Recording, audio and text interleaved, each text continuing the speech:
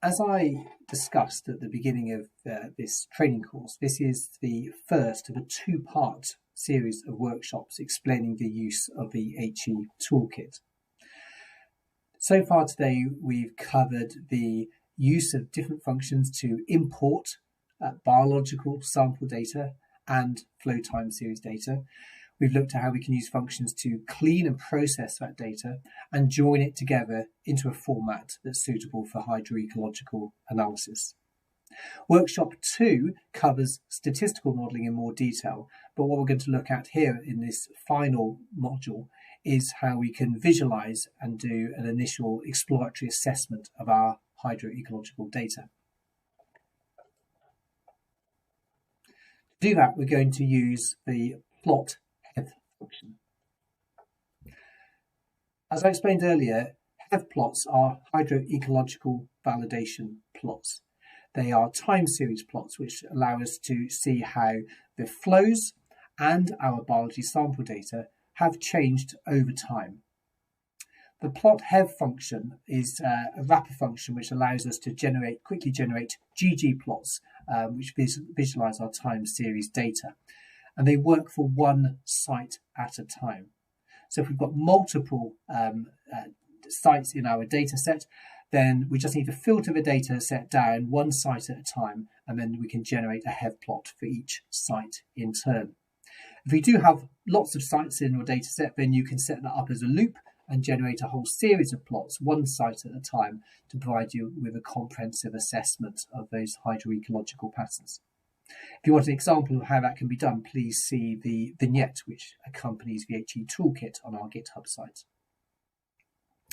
The plot hev function takes as its primary argument a joined data set. So that's a data set containing the biology sample data, the metrics of interest, and also the flow statistics that we calculated and joined together using the join HE function earlier. We then define a date column, which gives us the x-axis for our time series plot. We can then select up to two flow statistics of interest to describe how the flows have changed over that time period, and up to 4 different biology metrics of interest. If we've got 2 or more biology metrics, then we can choose using the multi-plot function whether we want to analyse those metrics individually and produce a separate plot for each one, or if we want to bring them all together and do a multi-panel plot, which could be achieved using multi-plot equals true. There are some additional arguments to this function as well, which also give us the ability to save down those plots as PNG files so that they can be exported and put into a report or a presentation, for example. The plot hev function generates static plots. If you want more interactive plots, then there is a sister function called shiny hev, which works in a very similar way, but renders the plots within a very simple rshiny app, which allows you to pan in and out and zoom and inspect your data in a little bit more detail. On this slide, we've got a very simple example of how we can use this function to generate a hev plot. Looking at the code on the left, we start off just by joining the biology sample data with the flow statistics. To generate a hev plot, it's best to calculate the flow statistics using contiguous time periods. So these could be a series of annual flow statistics, 6 monthly flow statistics, monthly flow statistics. You can choose the time step, but by making them contiguous, we end up with a nice time series of flow statistics which describes the antecedent conditions prior to each biology sample. Using method equals b and lags equals 0 means that each biology sample is joined up with the flow statistics for the exact same time period that biology sample sits within. And again, that provides a joined data set which renders a nice clear hev plot. We also need to use join type equals add biology. So that means starting with the table of flow statistics and then joining in the biology sample records where they exist. If you join the data in that way and then feed that output, that joined data set, into the plot hev function, you can see from the code here that we then define it to be our date field to be our date variable, which gives us the x-axis in our plot.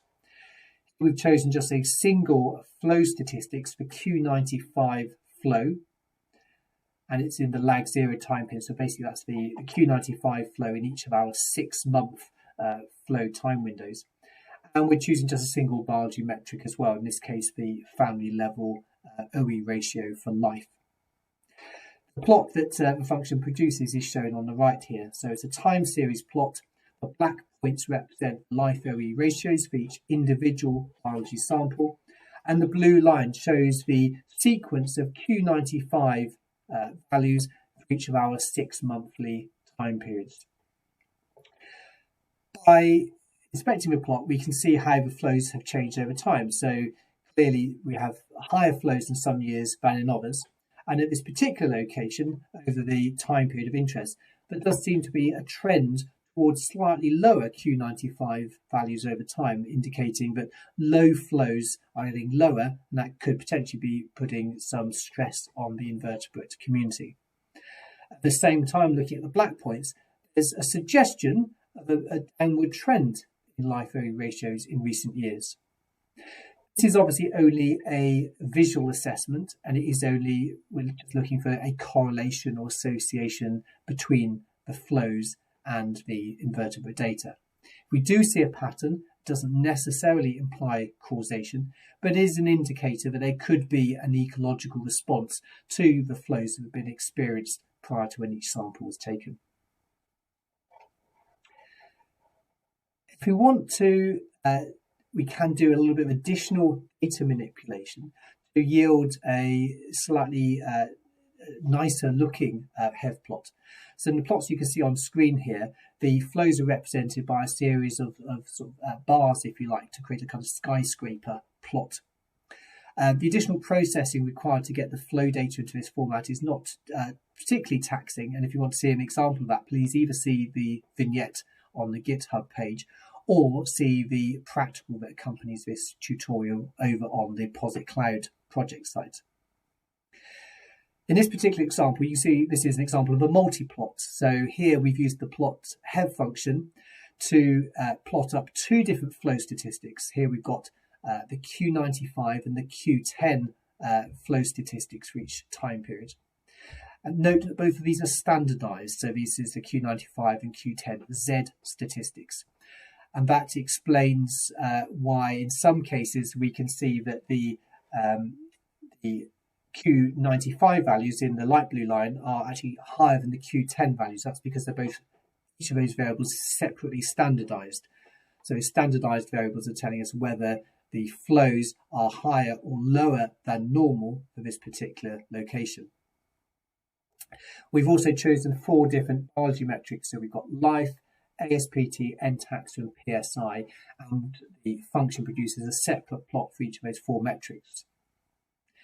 We've chosen multi-plot equals true, and that puts all of 4 plots into a single ggplot object, which provides a nice, succinct way of presenting the data, and that can be downloaded as a single PNG file if we wish.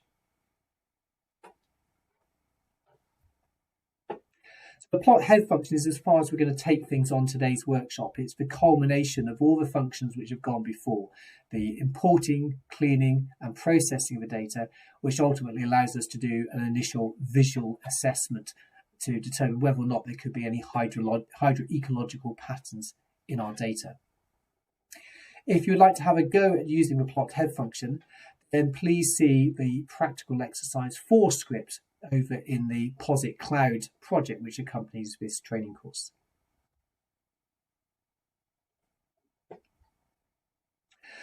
Finally, just to wrap up, we want to just share with you just a few sort of tips and tricks, if you like, little tips that we found useful in working with these kinds of data sets ourselves, which hopefully will speed up the process of using the HE Toolkit and allow you to work more quickly and efficiently.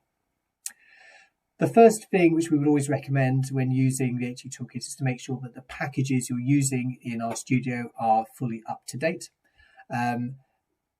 Also, if you're using the HE Toolkit, we would recommend installing it into an empty RStudio project. So start with a blank canvas and ideally use the renv package as well to act as a package dependency manager. If you install and activate that, it means that your analysis, your data, your scripts, and all the packages that you used to generate your results will all be saved within the project. That means your project is portable, and it also means if you come back to rerun your analysis at some point in the future, the scripts will be using exactly the same versions of the packages that you used when you first did your analysis. So there's no need to worry about packages getting updated and no longer being backwards compatible. As I've mentioned a few times in this presentation, a number of the functions in the HE Toolkit make use of standardized column names. So those are names such as flow site ID, biology site ID, date, and flow. We've chosen to use those standardized column names because, as you will have seen from the earlier tutorials, the output from one function often provides the input to the next function. And by setting some of the defaults to those function arguments, it means that data can be transferred seamlessly from one function to another. So basically, it slightly speeds up and facilitates some of those data processing tasks, such as those performed by impute flows, calc flow stats, and join HE. One final thing to note is that when you're using some of these functions, and I'm thinking particularly of predict indices, which gives us all the expected scores for our macroinvertebrate indices, and also calc flow stats, which gives us a very wide range of different summary statistics. You can end up with data sets which have got many, many columns, so very wide data sets. And when you join the biology data and the flow statistics together, then obviously you get an even wider hydro-ecological data set. So one thing which we found useful is just to try and trim those data sets down, discard the columns that you're not interested in. So any biology metrics or flow statistics which aren't relevant to you can be dropped from those data sets. It means that the final data set that you analyze or model has a much smaller, more manageable set of columns. It also means if you want to inspect your data or troubleshoot any problems, you've got a much more compact data set to work with.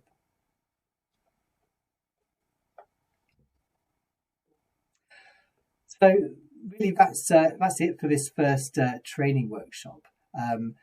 If you've found this useful and you think you'd like to get hands-on using the HE Toolkit, then I would like to signpost you to a few sources of information and help which you can refer to should you need any further information or help. The first place to look is if you need any specific help or further details about any of the functions in the HE Toolkit. You can look at the package documentation. Like any other R package, each function has its own documentation or help page, which you can access by typing into the console !, and then the name of the function. Each of those help pages will describe what the function does. It will describe all the different arguments in detail.